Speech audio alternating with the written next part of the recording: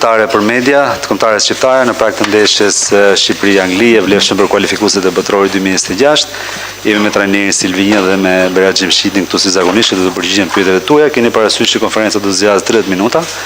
Ju lutem sa herë të merrni mikrofonin, do të prezantoheni sipas rregullave. Ne do të fillojmë me pyetje për Berat Gjemshitin dhe më pas dalëm lojtarin bashkohet me grupin, ne do të vijmë me trajnerin Silvinja si zakonisht. So good evening everybody. Thank you for coming in the press conference of the Albanian national team. The press conference will last 30 minutes. Please introduce yourself when you get the microphone to do questions. We will start with the player, and then after we finish with the player, we will go on with the coach. Okay. Elvis Regja, Digital. Berat, është nesër kjo ndeshje një vitrinë për gjithë lojtarët e kombëtarë shqiptare tashmë që keni arritur objektivin. Përshëndetje të gjithë.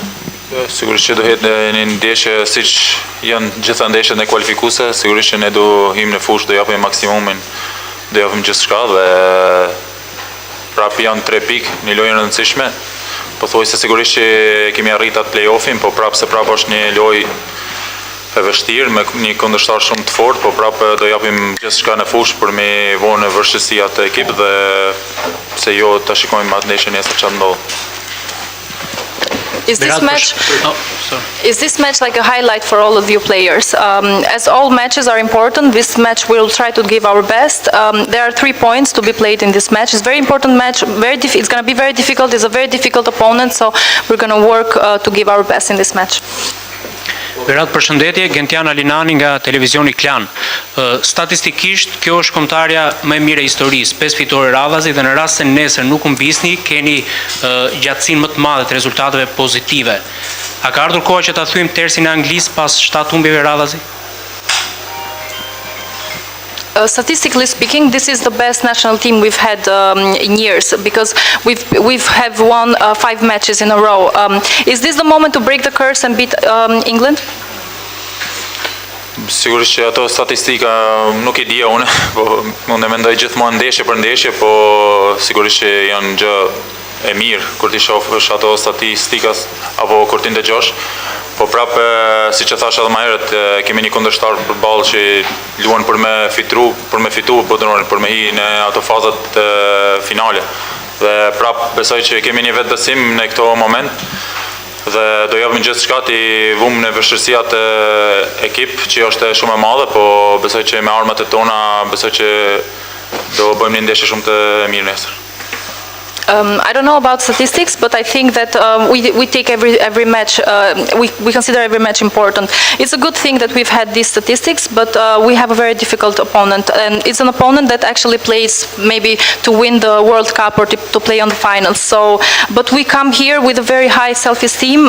It's going to be a difficult match. We're going to try to put them in difficult situation, but and we will try to do our best tomorrow. Gjemshiti, përshëndetje, Enos Karqo, Radio Televizion Shqiptar.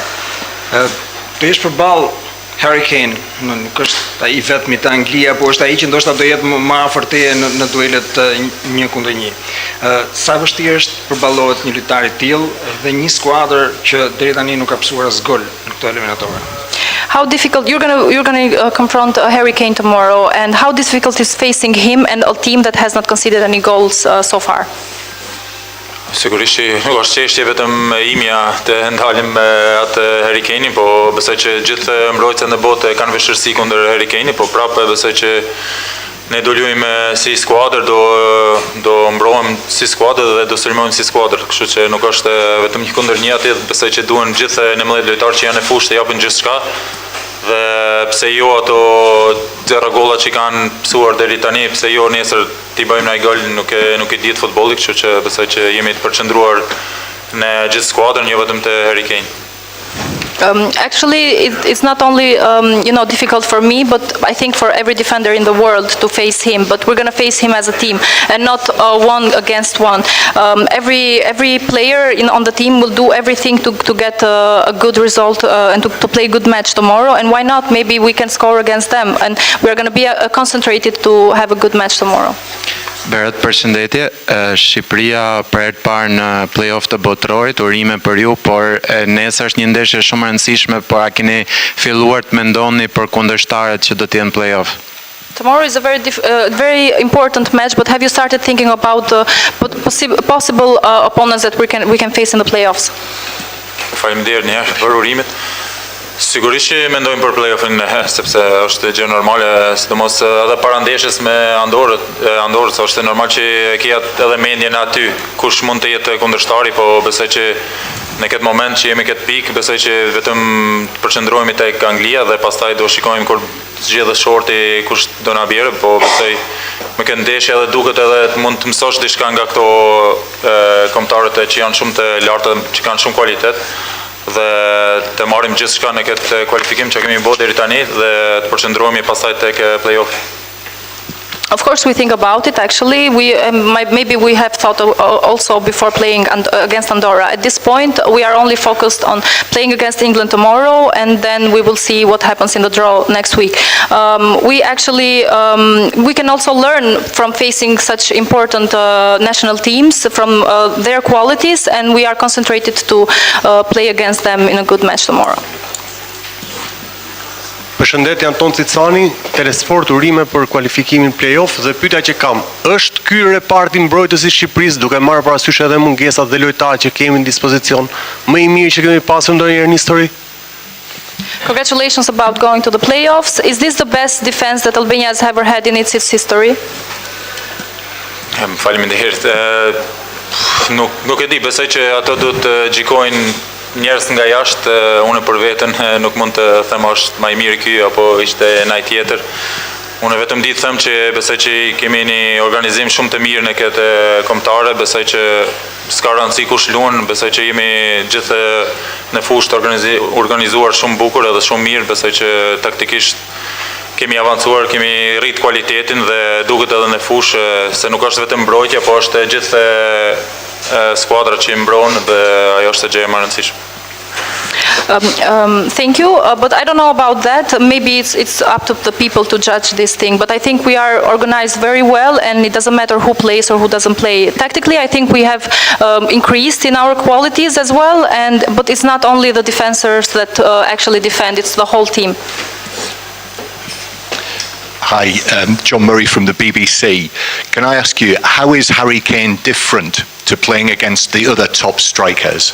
And also, England perhaps again, as on Thursday, might use Phil Foden as a false nine for a period of the game. How different is that to deal with as a central defender? Sa ndryshe është Harry Kane për të përballur me të ndryshe nga sulmuesit e tjerë, dhe pyetja e dytë, ndoshta Foden mund të luajë si një nën shfalës, sa ndryshe është kjo për të përballur? Ndryshimi me sulmues tjerë është sigurisht që Harry Kane lëviz shumë, nuk rrin kur afër mbrojtjes, kështu që edhe zhdry poshtë, edhe shkon te mes fusha, merr topin, është teknikisht aq i fortë dhe ka shumë kualitete. Besoj që sigurisht që është një ndeshje e vështirë kundër të luash kundër aty. Besoj që nëse lun Foden, besoj që kualitetet prap do rrin pothuajse njëjtë, vetëm që ajo është që e thash edhe më herët, edhe ajo është një lojtar që lëviz shumë, kështu që duhet të kemi kujdes të flasim në fushë dhe të bashkëpunojmë sa më mirë për t'i ndalur. Harry Kane is a very good player, and he actually moves a lot. He doesn't stay only on the defense part, only attacking, but basically he moves onto the midfield and so on. He has high qualities, and it's very difficult to play against him. Same answer goes for Foden as well. He also has very good qualities as a player, but I think we're going to talk on the pitch tomorrow. Okej, kjo ishte pyetja e fundit për Berat Xhimshitin, i cili duhet larg